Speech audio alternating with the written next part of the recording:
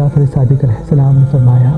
3 کام کبھی بھی محرم میں نہ کیا کرو۔ پہلا کام، ان ایام میں اپنی عورتوں اور اپنے غلام پہ ظلم نہ کرو، کیونکہ ان ایام میں جو انسان اپنی عورتوں یا اپنے غلاموں پہ ظلم کرتا ہے، ان کے ساتھ ناانصافی کرتا ہے، وہ اپنے رزق کے دروازے آنے والے پورے سال کے لیے بند کر دیتا ہے۔ دوسرا کام، ان محرم کے ایام میں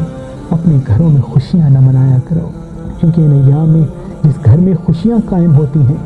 رحمت و برکت بانٹنے والے فرشتے اس گھر کی طرف رخ نہیں کرتے۔ اور تیسرا کام جو اس محرم میں کرنے سے خود کو دور رکھنا اور جھوٹ بولنا ہے۔